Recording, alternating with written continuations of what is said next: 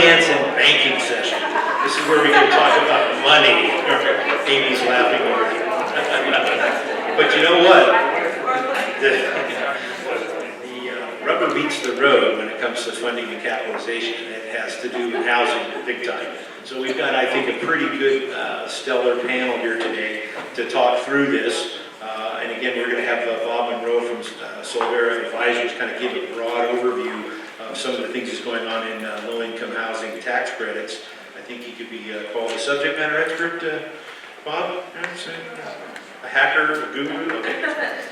All right. And Tim Gall from the Division of Housing, Joe Rowan, Funding Partners, Deanne McCann from El Paso County, and obviously Amy Cox from here in the city. So I'm going to let them introduce themselves on the end back, and then we're going to have Bob give us his quick overview. So, Deanne? Good morning. Deanne McCann, El Paso County Economic Development Division.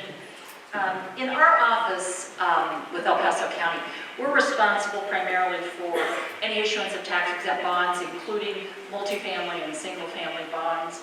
We also administer the Community Development Block Grant Program for El Paso County.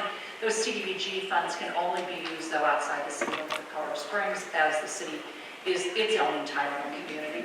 We also administer the Enterprise Zone, which a couple of projects are around the room here.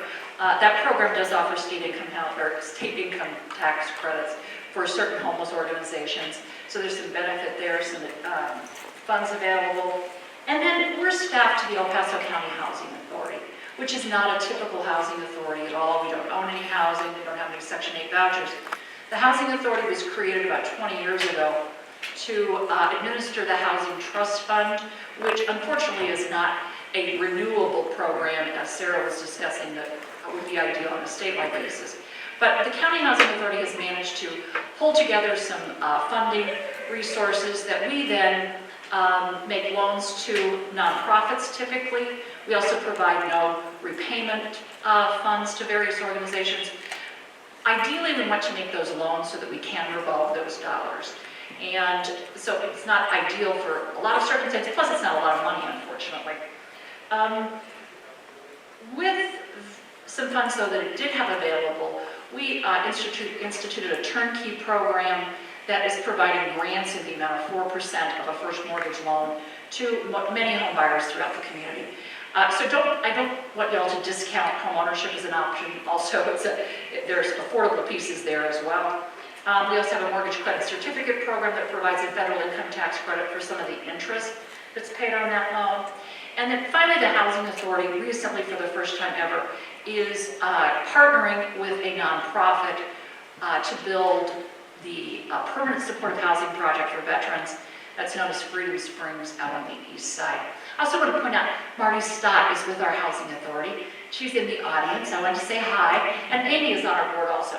So just a quick one. Great, thank you. Amy?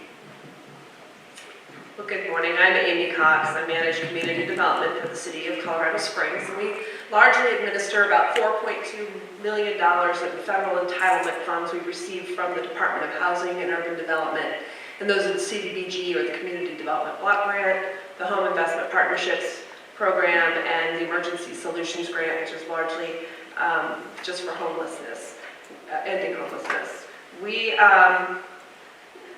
engage in community development projects like infrastructure, neighborhood services, public services, but most of what we invest in is housing.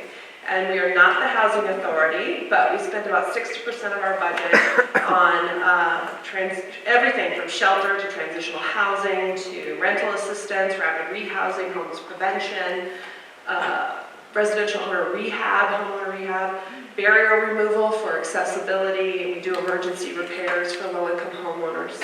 We help fund those.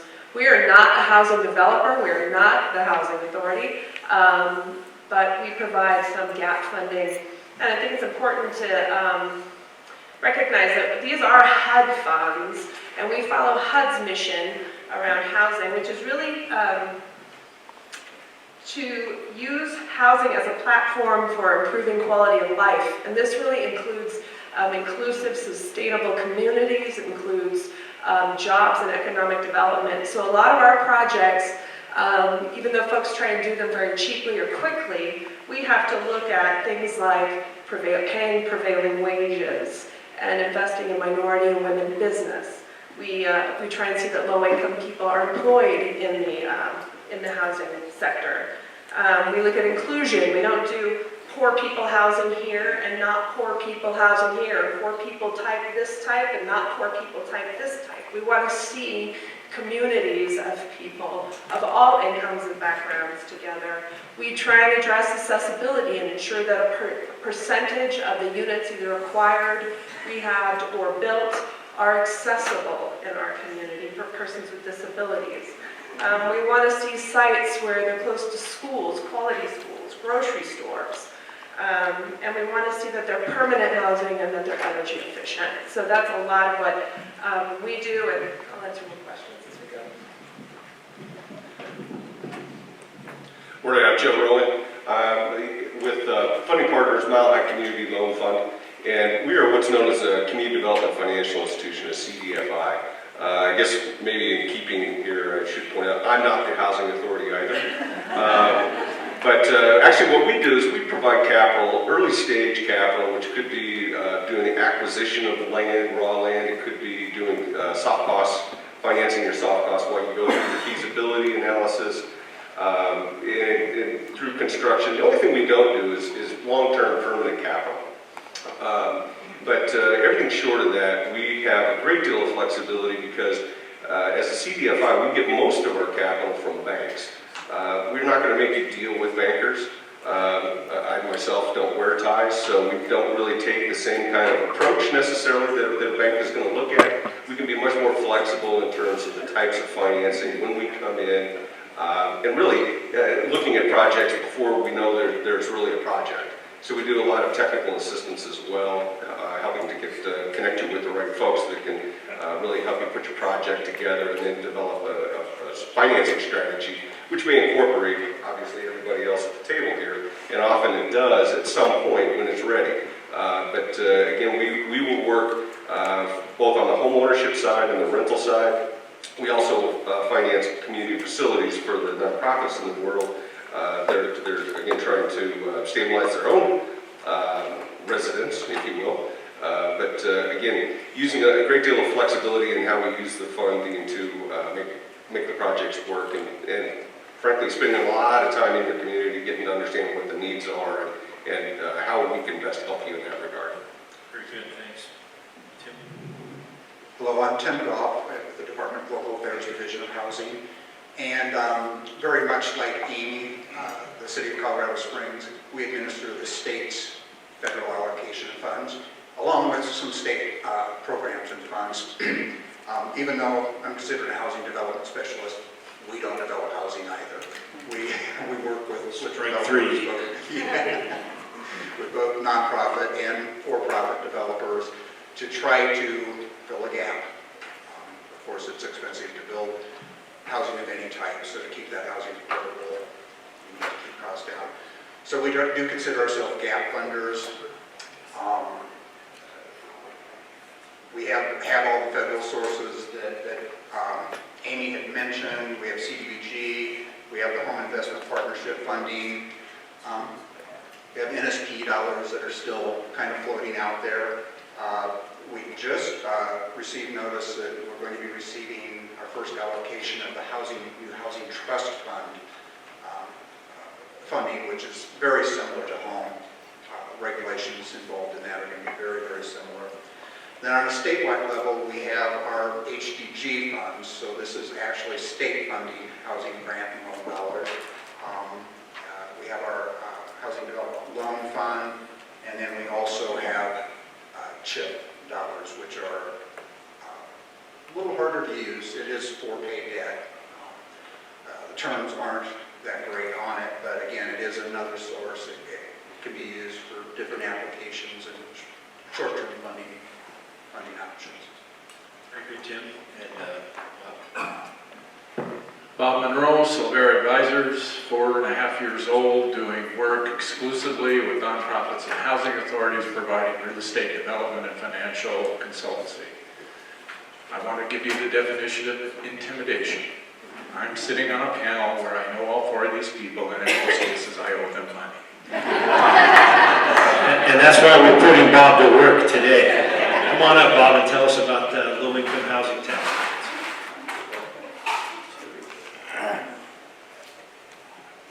Okay, a couple of quick housekeeping matters. I'd be remiss if I didn't do this. First of all, the UCCS campus is a bomb site. What a great place. This is the best looking campus. I wish I was still going to college. And they got great people here. The security patrol was so helpful to me as I was walking across the street. They obviously knew I wasn't a student. I don't know how they did that, but you know what? They were really helpful. Secondly, I only just met Mike. I just met Mary. But to all of you that are putting this on, especially the lady that's going to keep me on task here, on time, thank you very much. Thank you so much. And I hope that you all get a good luck.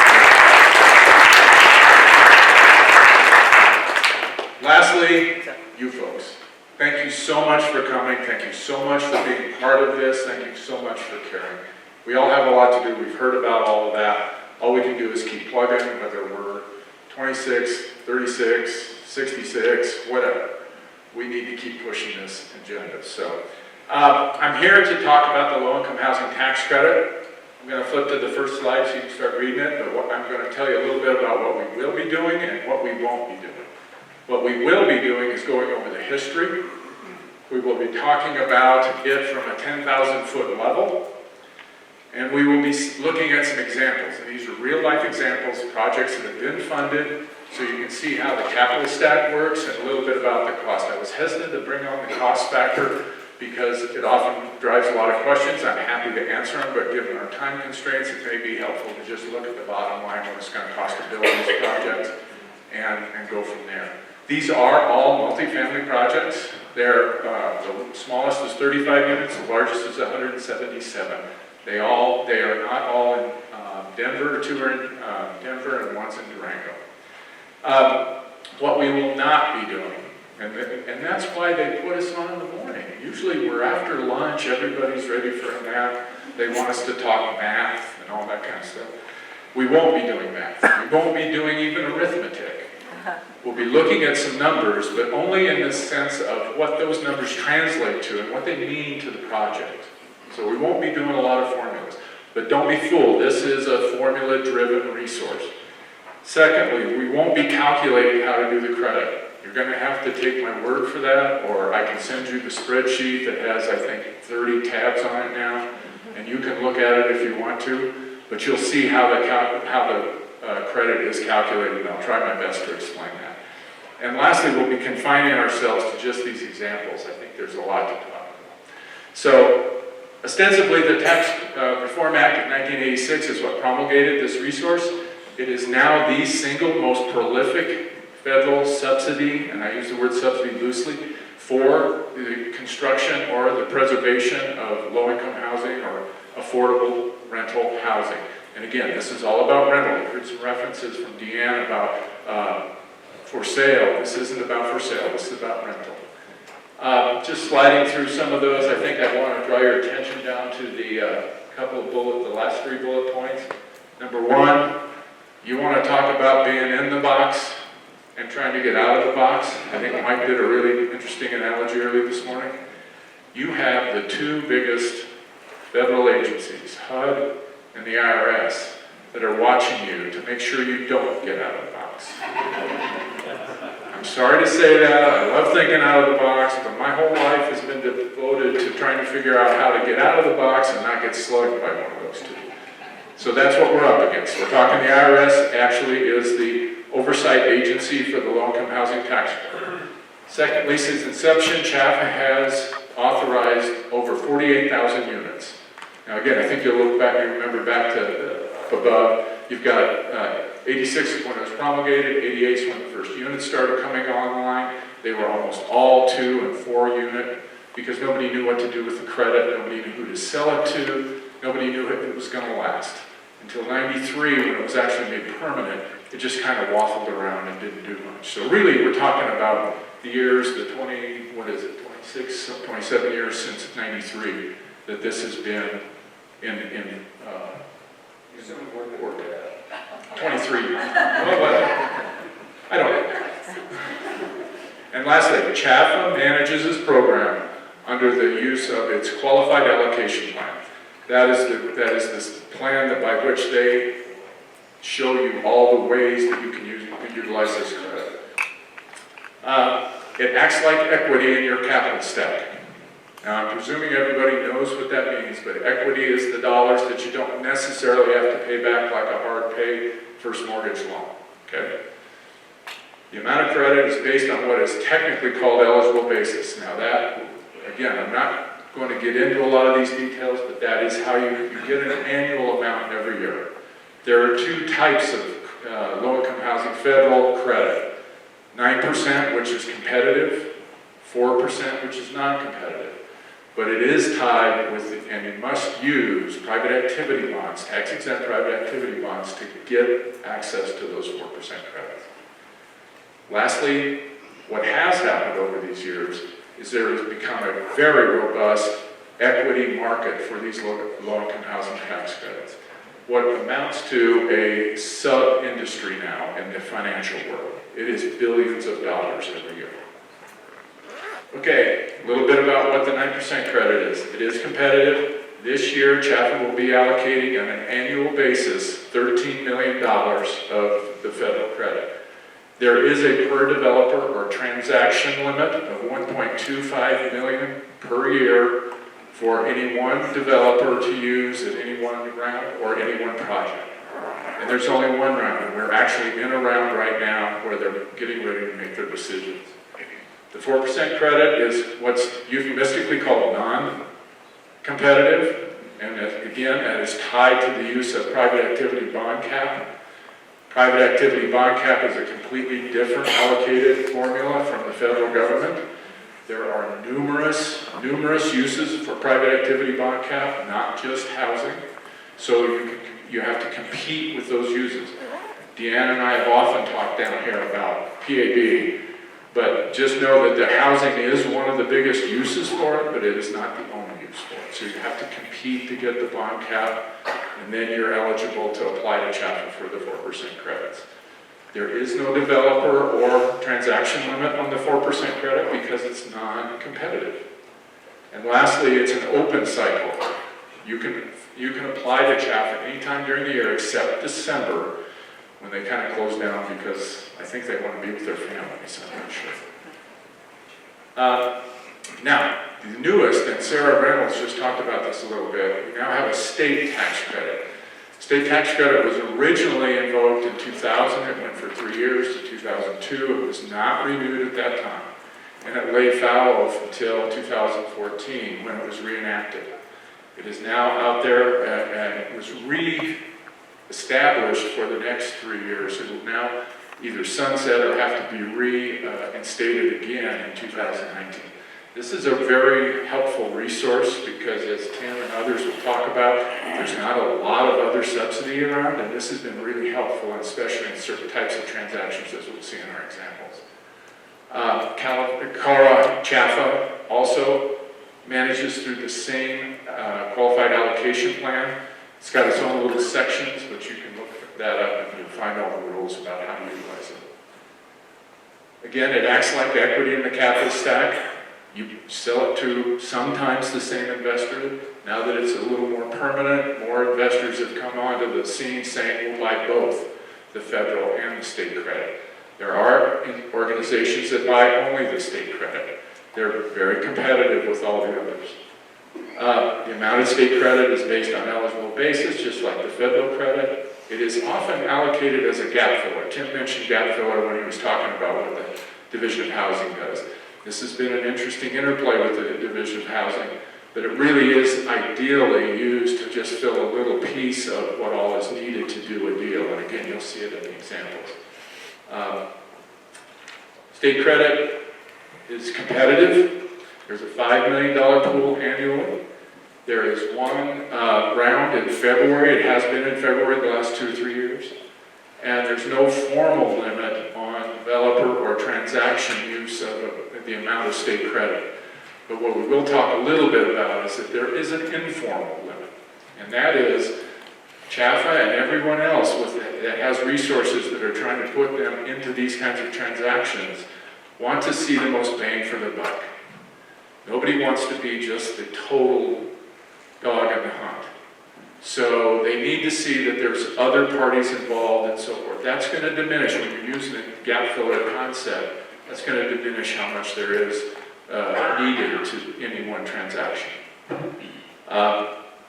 And then, like I said, the one round in February. Now, there was another round of state tax credit the last 3 years that was associated with the CDBG Community Development Block Grant. I promise I'll try not to go acronym lexicon on you, but I'll probably not be faithful.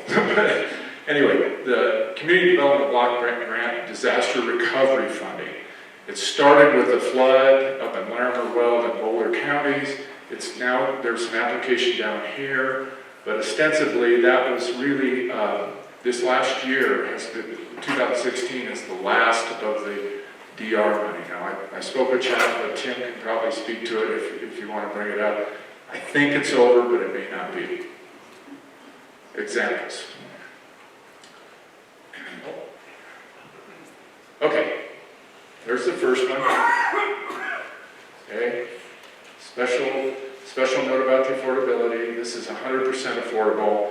The federal requirement is you make your election at either 20% of the units at 50% of area median income, or 40% of the units at 60% area median income. That's your mandatory minimum to be eligible to receive tax credits. But only those units that you elect to be affordable will receive the tax credits. So in this project, although the math's a little wonky, if you're only going to do 20%, that means 7 units. Well, out of 35, that leaves you 28 to figure out how to finance otherwise. Okay, here's the capital stack. Again, the left side is all the uses of funds. The right side is what I really want to point out as we go through these examples. This is about as simple as it gets. You've got a first mortgage loan that's based on the amount of income you're going to generate minus the operating expenses. Hence, you've got net operating income that you're able to borrow money against.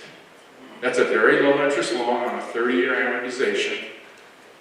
It's not enhanced by any governmental agency or anything like that.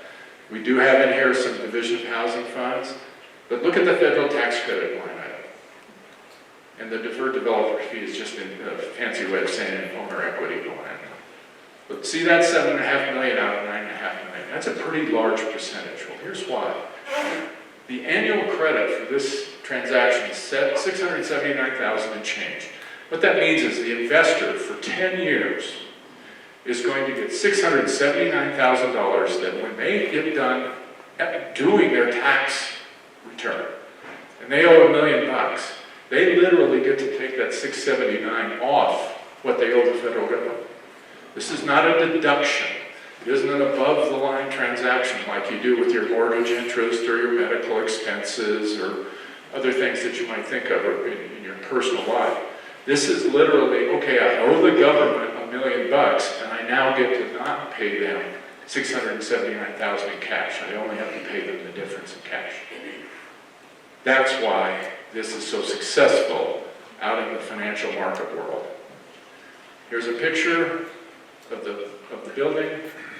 Here's a little site plan, just to give you some context. That's the first phase to the right. This will be the second phase. This one's in for tax credits right now. Our second one. This one is now closed. The financing's closed. This is actually a preservation project. This is an acquisition of an existing property and rehabilitation of those units.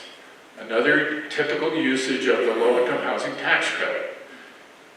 Again, the little summary of what it looks like, the MI levels. This is a nonprofit owner, and they're going to have very low incomes in this property. Capital stack. See the right side? Growing a little bit again. $3.35 million in a permanent debt. Division of Housing Funds. See the federal tax credit? $4.4 million. Now this project actually is larger. It's 13.3 versus 9.6. So what's the difference? This is that math formula and the differential between a 9% competitive credit and a 4% non-competitive credit. Again, there's lots of things to go into this about why that's the case, but this is just a good example of how you can use either one to do different kinds of transactions and really help people. This actual property serves, I think I heard as many out of the 80 units, I think 35 of them have developmentally disabled or physically disabled people in them. The nonprofit serves those kinds of parties. Here's the annual credit calculation. Again, see the difference in the per unit and so forth? It's getting really short. Oh, 5 minutes? I got plenty of time. I only got one more. Here's a picture of the development. There's kind of down the nice little parkway. Okay. Last one. This is the one that includes the state credit. 4% private activity bonds, 4% non-competitive credits, state tax credits. Did not buy the land. Used a land lease. Eligible under the rules. You can see the affordability. It's mostly workforce housing. This is in the Aurora area. It's over by the Fitzsimmons redevelopment. It's specifically designed to be available to those workers that aren't the executives and the doctors at Fitzsimmons. It's designed to be for the orderlies, for the physicians, physician assistants may not qualify either, but you know, the lesser paid of those folks. Here's the capital stack on this one. Very expensive project, mostly because it's 177 units. You can see the financing stack, but the red I highlighted is the state tax credit equity. We get almost 14, or a little over 14 million in federal equity, but this one, the calculation allowed us to have that much state equity. Now, the reason that it's not higher is because we have City of Aurora money in it, we have CDOH money in it, and the developers put in $1.8 million of their own money, vis-a-vis deferred developer fee. So there's a lot of commitment to this project, and that's what it took to be competitive. I think the key is, here's the tax credits per unit, so you get a little sense of that. The bond cap, I'm going to kind of skip over. That takes us down a path that you probably, in 2 minutes, don't want to go on. Here's some rendering. This is now about 40% built. Here's our site. Okay, some last thoughts. Number one, as I said, this is the single most important and successful affordable housing program in the country. It continues to grow. Number two, Sarah mentioned this legislation, but I want to talk about the fact that it wasn't just Maria Cantwell that put this forward. It was also Orrin Hatch. Orrin Hatch is a very staunch Republican out of Utah. This legislation that she talked about was bipartisan in every way, shape, and form, and it has received a lot of support. The other H.R. 3700 that I referred to actually passed already. The initial thoughts on 3237 was that it would pass this year, except it's an election year. We all know what happens in election years. So it's got a lot of support. I think that's because the tax credit program has really shown itself to be what it was originally designed to be, a public-private partnership. The cash comes from the private sector. They get a benefit from the federal government that is a non-revenue benefit. They don't get the cash from the federal government. They just don't have to pay them quite as much.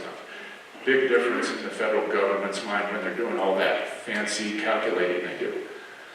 I think just, okay. The next one, my third bullet, I started to talk a little bit about that. I really want to emphasize the size, the stability of the investor market. It's huge. The investors right now are paying $1 or more.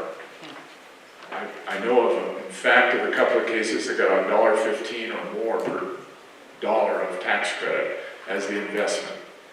Now, this is not something they take lightly. They have, these are financial institutions, banks, so forth. The commercial banks obviously get a Community Reinvestment Act credit, but other than that, this is insurance companies, this is Koch Industries buys credit. I mean, it's very widespread. This is a very stable market. So the investor world is out there. Now, one of the things I don't spend a lot of time talking about is I'm done? Okay. Thanks, Bob.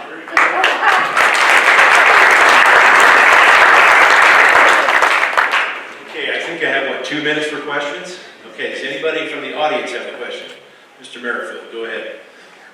I don't know if it's specifically of this panel member or anybody on the panel member, but I'm wondering, given that we had such intense debate in the Senate over the last 2 years over construction defects, and given that Colorado has passed construction defect legislation, and Colorado Springs has, as has Lakewood, and honestly, I have not seen any development now occurring because of that. I want to know if this really, and this is the debate we had, is this really what's holding back the construction of affordable housing? Is it construction defects? In the committee, I asked contractors who are builders, if they would assure us that if we pass this legislation, they would start to build affordable housing, and none of them commit. I want to know, is this a real issue, or is it something that we should be focusing on something different? And this is the panel to ask that question. So, panel, you want to take a stab at this, anyone? Well, condominiums, that's for home ownership. So I think there has been, we have not seen much in the way of condominium construction in our community, except for luxury end, and I think that's probably across the board. Affordable rentals, though, have not been hit by the construction defect laws, if that helps. I'll take a stab at this. Yeah, it's a huge issue because taking care of it at the local level doesn't eliminate the possibility of the builders being sued as to whether or not the city had the authority to waive the construction defect. So I think you're seeing, again, higher end, they are developing condominium units because they can build in the insurance costs into those units. But as a entry-level home, it really is critical to have that addressed at the state level, not at the local level. Any other questions from the audience? Okay, a couple of questions here for the panel. I have been reading recently that a number of the low-income housing tax credit programs, REIT investments, and HUD housing from the 70s and 80s are now reaching maturity in terms of their, payouts, in terms of their early investors. So that means that there's going to be a lot of housing that's going to go through, a transitional period. Are we starting to see some numbers come up on the radar now in terms of properties that are in kind of like these transitional periods between previous capital financing and payout strategies, and then say someone doing a roll-up or an acquisition of properties to do this? Bob? Yeah, I'll take a shot at that. First, Chapa has now just started formally. When I was there, we did it informally, but they have now a formal department of preservation designed exactly for those kinds of things. It would include low-income housing tax credit finance projects and HUD-supported projects, mostly project-based Section 8, or again, I'm going to go a little geeky on you, Project 236 financed properties. Those are the ones with 40 and 50-year mortgages that are now coming up to expire. We have lost some, but what HUD has done, and so the answer is, number one, CHAFA, CDOH, others are very much involved with looking at how to staunch any flight of those kind of units as best they can. Number two, HUD has actually created an authority called 8BB, as in boy, that allows for, if Bob has a Section 8 property and he's electing to opt out of the program, and Tim and Joe own properties that they have affordability on, and they want that Section 8 capacity, they can go to HUD and say, we want some of that transferred to our property under the 8BB authority. So that will help with that. In terms of the numbers, Mike, it's, 48,000 just in the tax credit world. There's probably double that in terms of HUD units throughout the state, maybe more. Tim, you might know, but it's its own endeavor almost. So there's a lot of work to be done there. Deanna and Amy, do you know of any properties that are fitting that bill within the city and the county that are falling into that? I believe there's something in the upwards of 1,600 units that are expected to be lost over the next 4 to 5 years. And yeah, we do track those. Again, we don't acquire, neither of us acquires property and manages it. But we have set, the city has set in its consolidated plan, which is its 5-year plan to HUD, where it says what the priorities are. Preservation of existing stock is a priority in our plan. And what happens is we can't build the new ones fast enough to replace the ones that are being lost. And I think it gets back to Carl Schuler's comment earlier, is that we have an existing housing stock. And how do we manage that to keep it affordable? Is there a possibility for the private sector to step in and maybe do some arbitrage on some of these properties and convert some of the, you know, the assisted housing or HUD voucher base and kind of turn it into more of a commercial model? I mean, you could take an existing property that might be under a HUD VASH environment and convert it into a, you know, a real estate investment process where maybe there might be land that you could extend additional apartment complexes on, or multifamily, as Mr. Merrifield wants to see us build more of. And I'm in total favor of that, but you got to have the right financial model to make it work. So is there a possibility of the private sector coming in and taking on some of these projects that are going to fall, you know, off the cliff in terms of their returns? Absolutely. There's a great number of for-profit developers that are currently doing this right now. And I think that's it's still somewhat of a niche, but you're starting to see more for-profit developers. In particular, you're seeing some folks coming from the States. Well, I've read about a very, very prominent California-based firm that's doing this. So yeah, there's a very well-established business model. And just going back to real quickly on your previous question, Colorado Housing Finance Authority on their website now has the tool that you can actually go and look and find properties that are in the market that you're looking at to find those properties that are expiring. Got it. So that actually is available. And this is where, you know, this public-private partnership model might be viable if the public knew and the real estate investment trust knew that these types of properties were coming up on date or coming up on maturity, that they could potentially be used in these strategic, you know, flips or plays. And I can see, you know, a large, you know, property that might have a single building on it, or 2 or 3 apartment complexes, and got huge land that could definitely be converted. So again, I don't know whether or not HUD and the VASH only works on the structure, or basically looks at the whole land strategy as well. So again, I'm not a land guy or a real estate guy, so I don't really know all the ins and outs. That's what I got to get. No, you hit the nail on the head. That's what a lot of for-profit, and there's numerous of them. Joe mentioned it, but there's a lot of them coming into the state. They're dedicated to affordable housing only. They aren't just Great. For-profit developers. And there's a number of them here already, so that is a very common. So this could be a fertile ground in an area for Colorado to focus on, and we could kind of lead the way in maybe bringing in some of these other alternative strategies at the same time. It's a blended approach, if you will. Okay, any other questions for our panel? Jennifer, you got a question? Yes. You better yell it out quick. Okay, my quick question is, has HUD looked at mixed housing goals? Say you have a humongous apartment complex going up in the center of Colorado Springs, 30 floors. The top floors, the pit floors with all the view could be luxury condos, and the floors that are looking at other buildings could be HUD.